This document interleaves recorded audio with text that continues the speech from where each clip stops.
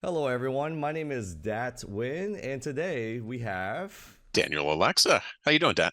doing very good. Look, I'm very excited to talk about this topic with the both of us today. This was something that I've done for about over 10 years ago. I haven't really done it as much recently, but the two or three times that I've done this, it has been a great part of my life. And the topic that I'm talking to you about today is vision boarding.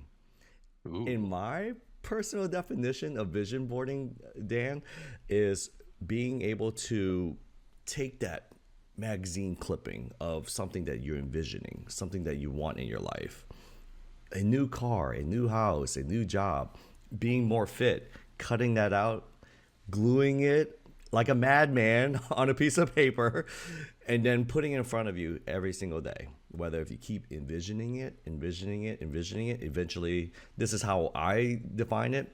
Your actions tend to start gravitating, putting those items into your life. Whether if it's just materialized items or even just having great relationships, right? So, in your own personal words, Dan, I want to ask you, what's your definition of a vision board, and how has that been part of your life? So for me, vision boarding, there's a couple interesting wrinkles to the entire concept. It's been around for hundreds, if not thousands of years of, get an idea of what it is you want to create and put that visual right in front of you.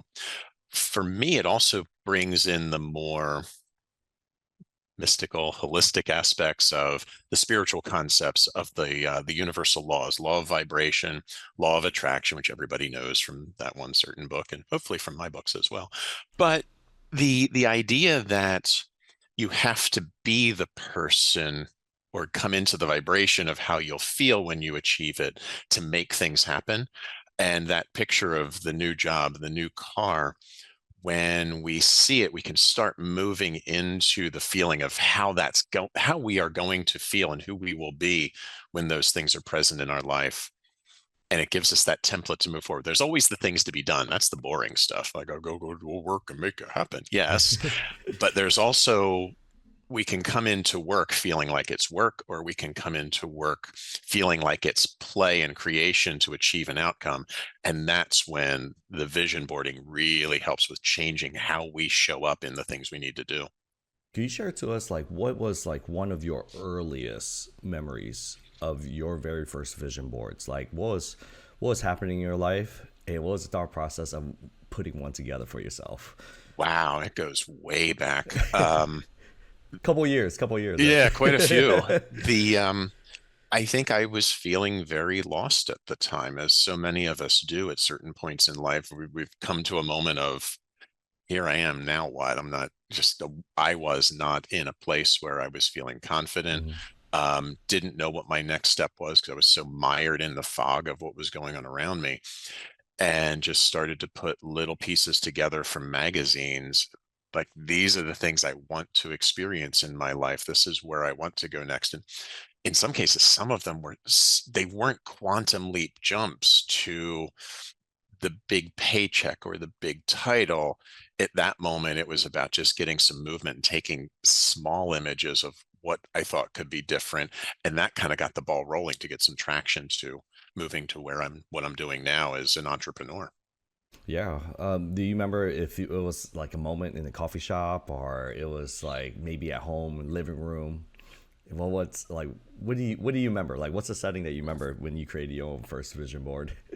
It might not have been the first one, but it's the one I remember in the moment. Okay. And that is when I was going, this is about 11 years ago, Mm-hmm. going through a divorce, working at a literally miserable and soul-sucking job, not having my mojo at all, and just feeling in a victim space of the world is on top of me, and there's, what's the point of it all? Because I don't understand how I got here. Um, and coming to that really existential crisis moment of, something has to change and it has to start with me. And that was when I started just coming back to what was the experience I was in. Mm-hmm. It's something I talk to a lot of clients about. When we're in that stuck point, we don't want to be there. We want to be out of it. But that jump to get out of it sometimes takes us away from the learning and some of the away from motivation that actually gets us going. So I had to come and really sit with myself in that discomfort as I started to piece together, what do I want to be different? I didn't necessarily have the outcome in mind, but I could tell you what I didn't like.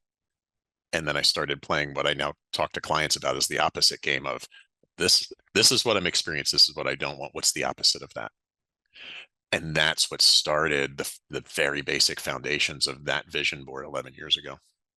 Do you feel in my experience of like creating these vision boards, do you feel like the requirement for creating a vision board is you might need a certain type of push for a specific change in your life? Because I rarely hear stories where individuals are like comfortable in their lives, things are going great, and they're like, "No, I want to create a vision board," right? Do you feel like that's almost a requirement for individuals to have? Is like when they want to make a specific change to get into that? Yeah, and it tends to be one of two energies, and one is much more dominant in my experience than others, and that's the push energy of get out of the discomfort. The other one is the pull energy of come toward the pleasure. But if we think about human experience, and it's been researched that humans have a predominantly negative bias. Well, we're going to look for the danger. We're going to look for the thing we want to get away from or try to avoid. And then that comes into our experience that I want to get out of this negative experience. So we'll move away from pain and discomfort more likely than we'll be motivated to move toward the positivity and the positive outcome. Both are valid, but we all experience both, but we tend to have the negativity bias of get me out of this. Both are Yeah. motivation, both are energy. Yeah, I one earliest memory of me coming top to mind when it comes to like creating a vision board was I remember me as a kid, and I might have done this by accident, but there was more of a selfish I wouldn't say like selfish gain that I wanted from it, but I remember if I wanted like a specific video game or type of gift, possibly from my parents, that I would cut out the clipping out of the newspaper. If it was a video game, I'll post it on because back then there's like no ads or anything like that on your phones, right? But in order to I kind of just put it on the wall, hoping that my parents would see it. But then eventually, I think it was more of me just kind of looking at it. I was like, man, this is something that I'm just looking at it. I want this.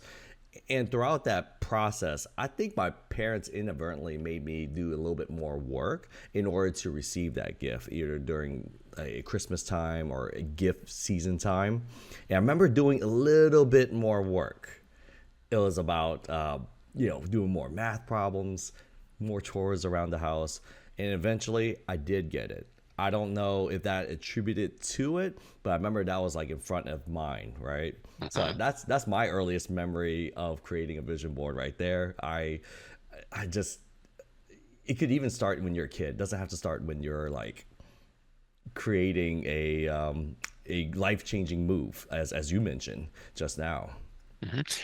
And there was an important element in what you just shared there that tends to get overlooked. We put a vision board together, and because we get so stuck in what we know and how we want it to happen, which is very much an ego mind state, we'll get stuck in it has to happen a certain way, or it has to come from us, it has to come into us in a certain way. And you didn't quite say this, but the idea that I put it up there for my parents to say, because I wanted it to come from them. But I no, admit that. I admit yeah, that. Okay, yeah. hey, Like, I knew myself back then. Okay. hey, it's all good. It's Yeah, all yeah. because that's how we'll start. But notice how it went along. You're the one who did the work. You Yeah. you did the extra because that vision was there for you to connect into. I want that game. When we come in, the important part of vision boarding for everyone who does one is put the vision out there, put it in front of yourself to see it every day, but let go of attachment as to how it delivers into your life. Because that's where the universe knows far more than we Mhm. do in these vessels of ego. And we only know what we know. We might see a limited pathway for it to come into our life in one, two, or three ways when there's infinite number of pathways. When we let go, still got to do the work, still Yes. have to do the work, that gets missed in a lot of this conversation too, at times, of manifesting. If I just wish for it, it'll happen. No, it won't. You Hmm. got to do the work, but then open to possibilities that you are not even aware of yet. Yeah, I really I like to use this analogy a lot. Is creating your own vision board. It's like putting that directions in a GPS. You know your endpoint, but then imagine when you're driving, it doesn't matter which direction you drive. You can drive a completely opposite direction, but guess what? The GPS will still always get you get you down to over there, right? So if you Mhm. know somewhat of what your end goal is going to be, then that's easy to grasp. If you know exactly what kind of job you want to land, what kind of career changes you want to make, it's easy to land. Sure, you might be jumping, it might be skipping a bunch of hoops, going different direction, but eventually I feel like it's always that compass that takes you to exactly where you need to go. And it will also allow you to take an off ramp and take a more scenic route at times and still bring you back around, because there's going to be something on that scenic route that seems like it's divergent from your goal, but there'll be a lesson there. And then GPS will say, oh, by the way, take the next turn, and you'll be back on track. Yeah. And I remember that one of the things I just thought about, I thought I was in my one of the biggest dream jobs a long time ago. Being in this role allowed me to feel fulfilled, being in education and really helping out and teaching others. What took a turn was just a big shift, right? Like the biggest shift that happened. And then that's when I was introduced to vision boarding as an adult. This happened about, I think about 10 to 11 years ago. Mhm. Very, very similar to where we're at, right? So I just took the time to say, you know what? I needed to take that push. It seems goofy, it seems elementary, it seems like that, to cut out these pictures and put it on. And I kid you not, once I start putting on the board, I started to become I put things like, I want to become healthier. I want to eventually be in a fulfilling relationship. I want to be in a job where I feel fulfilled.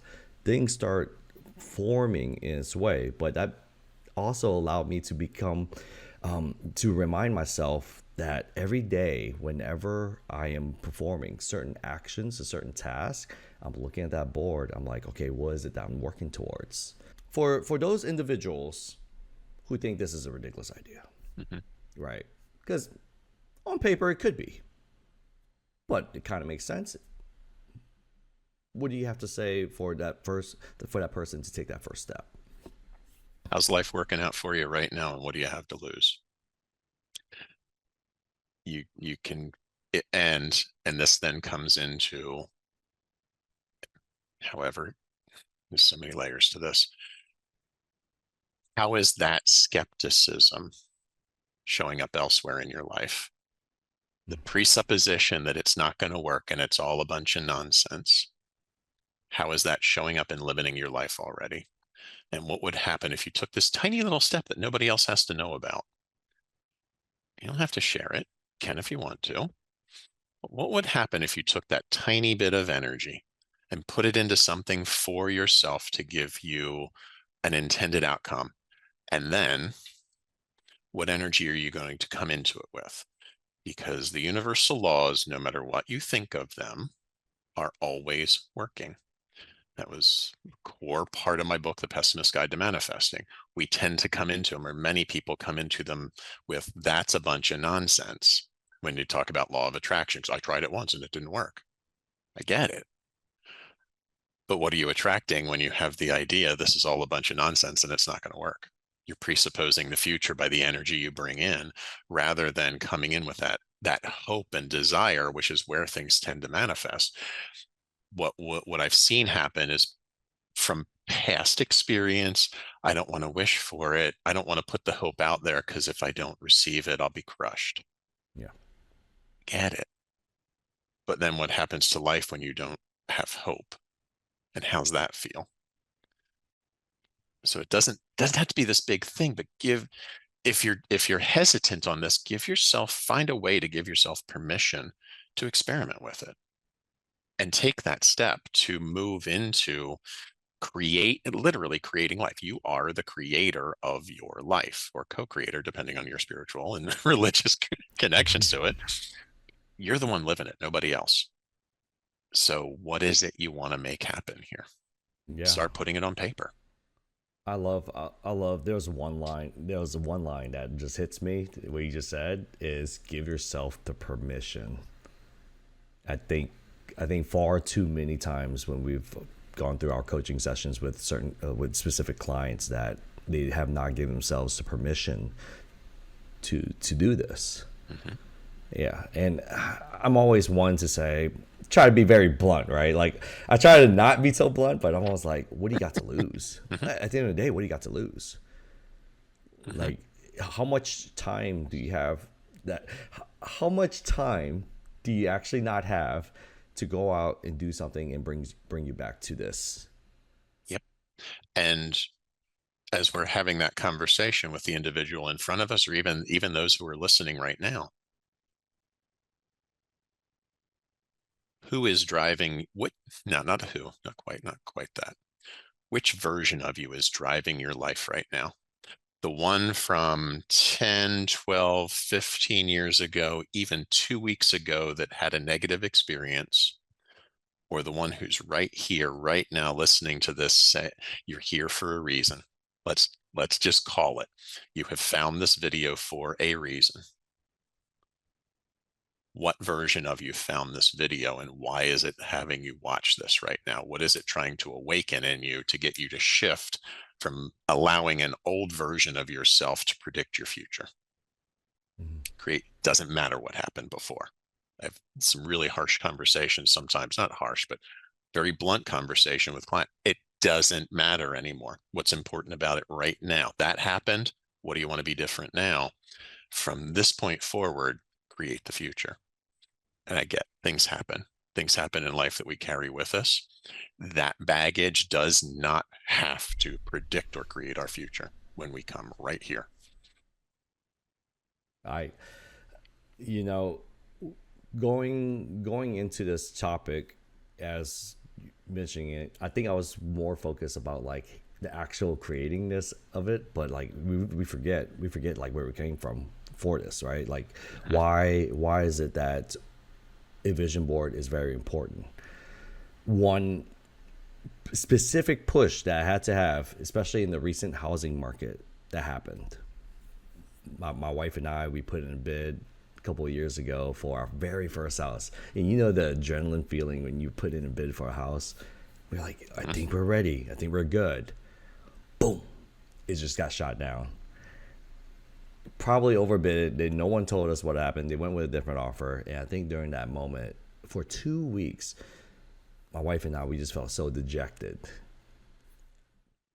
Putting all this work, seeing about 20 and 30 houses so far, we felt like we were like never going to leave the home, our other home that we were in, or a condo that we were staying at. And then eventually we decided, you know what, let's take the time to reset. This is probably our push, maybe a time for us to kind of rewind a little bit because we've been on go.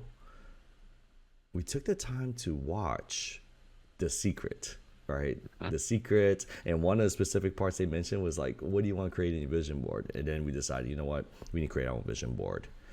Boom, boom, boom, boom. Here's a list of things that we want. We made sure we didn't focus on what we didn't want. Because you know that kind of energy that brings into your life. Yes. Boom. Yes. Yeah. So main thing that we were just focused on, we never put in anything that we didn't want. We didn't want a house at an intersection, because if you start accidentally saying that stuff out loud, it's going to start coming in your life. We don't want our house along a busy road, right? So then we start taking pictures of the houses that we visited. This is the kitchen that I like. This is the library that I like. This is everything, the backyard, right? Put it down. I kid you not, Dan. Only 3 weeks later, we signed and closed our first house, our home, and we only had to sign for 2 in our life. So I felt that we had nothing to lose in that moment, though. Her and I, we spoke about it. We took the time to like try to cut everything out. But the thing is, when you go into that moment, you have to go into a non-stress state as best as you can, because we were coming in with that energy of rejection a lot, and every time we kept on noticing our words, we're like, hey, let's take a break real quick, because even in the middle of vision boarding, you can still be stressed out. Uh-huh. so And so that's what happened in that specific experience. and that again goes right back to the vibration. Like, bring in the good stuff. I strangely enough, I had exactly the same experience when I bought my house in Kansas City. Had been out looking, saw a house. Like, this is the layout I want. This is great. It was in a small neighborhood, and put the offer in. My agent gets back to me a couple days later saying, they went with somebody else. It was a tough choice. The offers were about equal, and the owners of the home made their decision based on the same way that they became the owners of the home when they bought it. The person picked the first offer in, and mine missed by maybe an hour or two. But now I had this template of the house style that I liked. Out visiting again, seeing a bunch of houses, like 20, 30 of them. Like, nah, this is walk into another home, entirely different area of town, not too far away, but entirely different backyard. I here, instead of being in the neighborhood of backing up to another house, had a nice hill that backed up to an open field with a creek at the bottom. The layout was exactly the same. Yeah. And like that, this is it. I want to see it one more time. And we locked in, and that was the house that I wound up with. But I felt I felt at home there when I walked in. It's one of those weird things you just know when you know. Is something, well, we made it, and I'll make note of this to our viewers, whoever's watching this. You can't just make a vision board and go make a peanut butter and jelly sandwich and just sit on a couch and watch TV and then hope that something's going to happen. It doesn't work like that. Unless your vision board is to have a peanut butter and jelly Yeah, sandwich while watching exactly. the TV. Yes. But the thing was, we put that in front of us. It was on a trifold. I have a picture of it. It's a trifold board. We put it on our desk, eating. We'll eat dinner and we'll have it right in front of us. We're like, man, that looks cool, huh? Like, this is cool. Like, we always talked about it in a great, energetic way. It's like, you know what? I cannot wait. And I know those who are like actually struggling in the housing market right now. And I'm not going to turn this into a housing market podcast for you, but the energy that we put in, we ate, we watch it every single day. We stayed proactive because we knew exactly what we want. And I think when we talk about the universal law of attraction, bringing things into your life, it's a giant menu waiting to be ordered. A chef cannot cook you food if you don't know what you want to order. Mm-hmm. And that's exactly what we're doing every single day. We're just ordering the same thing off that menu. And we knew what our menu was because we actually took the time to do it. Because in the busy day-to-day, because during that time, we still had busy full-time jobs, 9 to 5s, still continuing working, right? And it's easy to get distracted by those things. But the way that we kept on realigning ourselves was viewing that board that's directly in front of our face every single day. Yeah, there's two really important elements to bring out of that as well. So one, you were both aligned into the energy of what you wanted to create together. So you had double the energy going into it, which is really helpful. And going back to one of the things I shared early on of like, for those who are feeling hesitant in the starting, you don't have to share it with anybody. If it's someone who's close to you and you are aligned together to go towards something, definitely. If you are concerned about sharing your board that someone will judge it or tell you it's wrong or do something, don't share it. It'll mess up your energy. Keep it to yourself, because you'll get farther keeping it to yourself until you find those who are aligned into helping you create that vision and make it happen than you will by sharing it with those who might judge you for some reason or another, or think that you're better or worse, who knows. But the energy has to be yours until you connect with those that you are co-creating it with. And then the other one was the ask and ye shall receive, that classic quote. Be specific. Back to where we started. Be specific in what you're looking for and requesting, let go of attachment to outcome. And just like you mentioned with the chef, it's like walking into a restaurant saying, I want something to eat. Well, yeah, okay. Am I Yeah. making a burger? Am I making sushi? Am I making something else? Because if you just say, I want something to eat, you have no idea what could come out of that kitchen that might not be something you want to eat, but you could. So be specific. Individuals that I've worked with, they want to make a big change in their life, and they say, I always ask them, it's like, all right, they want to make a career shift. Okay, what what specifically are you wanting, the reason why you want to make a career shift? And far too many times they said the reason why I want to make a career shift is because I want to get away from something. I want to get away from this negative. Like, that's a perfect example of when you're fixated on that negative bias that you mentioned. That could still come in, because a chef could make that food for you, but it might make the worst food for you. Because if you're just worried about, I just want food that just doesn't taste bad, you might get food that tastes bad, right? Mm-hmm. So that's just one of those things that I tell individuals, or I share to them. Focus on what is it that you want. Don't go back. You can make that the propeller and the driver for you to move forward, but don't make that your main reason and focus to get into something new that you want to change for yourself. Yep, it is definitely energy, and that away from motivation is valid. Yet we still need to go back to that GPS. So thinking about a rocket, if the rocket doesn't have a guidance system and some fins on it, but it has all this potential energy built up that you light the engine and it takes off, it just tumbles and spins and eventually most likely will crash back down. But when we put the guidance on, we want to go to the moon, we want to go to orbit, want to go somewhere. Now that energy of I want to get away from this is focused toward a destination, and the GPS kicks in. Yeah. And it's a stable, well, relatively stable ride, because there's always things we don't know, but it's a more focused and directed ride. Yeah. So there's a couple of things that I've learned from you recently, and it's actually just getting started in doing it, right? I've been the old school way. Magazines, print out things, cutting it out, gluing. I'd get glue sticks, and I'd just pop it on. What I actually learned from you recently was about the digital vision board, especially when we're us in the digital age. Can you share to us a little bit about experiences of creating one for yourself or and with other people? Yeah, it can be done, and doing it digitally can be done free, which is the other thing I love about it. You don't have to carry 3 tons of magazines around in your car or have them stuck in the corner of the house to look for a picture this big.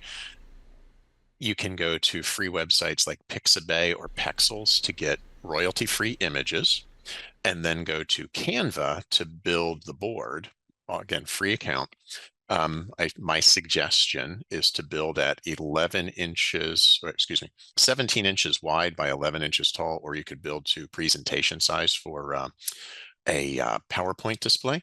That fits perfectly on a phone screen or on a desktop, laptop screen, that you can carry it. I can't get away from this thing. I see it every day. Yeah. Then the other side of it what I like about digital is you're not stuck with the images that are printed. So for example, a vision board I did a few years ago was, my wife and I are both scuba divers. We love scuba diving. Yet, unless you have access to a scuba diving magazine, most pictures are going to be about this big. But it's a big part of our life. Using digital, you can have full control over cropping and scaling. If I wanted that to be the entire background of my vision board, I could make it that way. And then in Canva, you have complete control over all typesetting, color, graphics. You can really bling out your board. The thing that I just realized is somewhat missing from that experience, and I didn't realize it until we started our conversation today, was the kinesthetic aspect of all the cutting. Yeah. That brings in something new that I had forgotten about. And sometimes when we're building, the one that I remember doing back in Naples, when we lived in Naples, Florida, went to the Unity Church down there. They were doing a vision boarding workshop. And after about the first 10 minutes of cutting through magazines, people would just start calling out, I'm looking for a picture like this. And somebody, Oh, oh, I yeah, have it that's over. cool. So it became this really intense collaboration effort of we always had each other's backs in creating the vision. I'm actually getting tingles just thinking about that, of how much fun that was. So there's aspects to both. Whatever the person creating it feels like they want to go with the experience they want. Yeah, I love that we said that, is that we forget a little bit about the kinesthetic and Hmm. physical aspects of it. And I love your digital version, by the way, because things change in your life. You can make that adjustments, but it's always with you. I know everyone, 99% of people, who might be listening to this has a phone, right? So they're listening to it on their, watching on their phone. They'll pop it up on the screensaver. They see it every single day, and that's something about that's missing from the physical aspects, that you go to a specific part, whether if you leave it in your bathroom because you know you're gonna brush your teeth every day. At least I hope so. You know you're gonna leave it at the dining room table. You have to eat every single day, or wherever you gotta be. So you put it in a place where it's easily accessible. I think that's what it is that you need to make sure that you create it. Don't hide it somewhere in the corner. Hmm. Sometimes people put it behind the door, they forget about it, and they come back, they're like, oh wow, sure, I created this vision board, but I didn't really take the time to look at it. That's a point. That's the point of it. And what's great about this physical aspect as well, it slows you down. I feel like it slows you down and brings you back to the roots as being a kid again. Yep. You're cutting out and you're gluing again, and Hmm. that's as simple as you need to make it. But I love the idea of what a vision party, a vision board party. Hmm. Make it together, ask people, it's like, hey, does anyone have any images of this? And we've done that. We've done that with our friends and family not too long ago, earlier this year, just something for fun for the year, because we've done it for the New Year's party. It's a But great time to do it. it's a great time to do it. Everyone wants to feel fresh, renewed. Sure, you could wait till in a year to create your vision board, but why not create one for yourself mid-year, or Hmm. even just right after this call? You're gonna feel a little bit more excited about it. Yeah, and do that constant check-in when you see it. And even as you're brushing your teeth or eating breakfast, however you're looking at it, remember the energy. Like, give yourself that slowing down, not just in creating it, but the slowing down when you're viewing it, to tap back into the energy of what you're creating is powerful. Yeah. I want to ask you, what is your advice out there for our viewers who are hesitant, right? Like, let's just say, just to take that first step. What's your You advice for them just to take that first step? you have nothing to lose. You have nothing to lose. Yeah. I can't say any more than Yeah. that. I can't see a big financial risk that you'll take.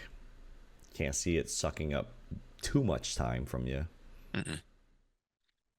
And whether you have the magazines already, you could you could even print out shots from your screenshots.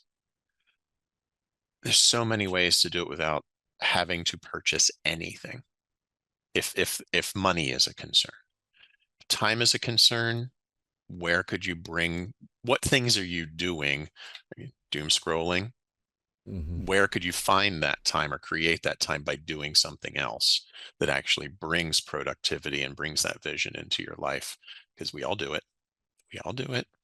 Where do we come back to taking control back rather than being at victim of this thing or other habits that we might have? And how does that energy then show up in our creation of living the life we want rather than just happening to, the universe is happening to me and life is happening to me? No, you happen to life. Make it happen. Yeah, and to add on to like what you said, if you are one of those victims of being on the phone all the time, use it to your advantage. Hmm. Just like you said, take those screenshots.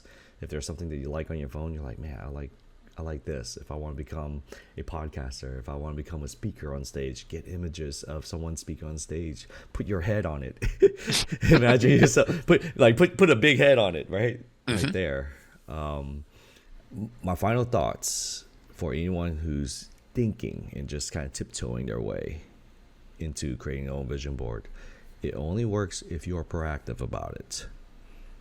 Again, if you just make a vision board and you just put it to the side, don't look at it every single day, you just have to look at it, then you're going to be very surprised later of how much you actually took the time to work at it, because your body and your mind is going to start gravitating towards those specific actions to get you to where you want to be.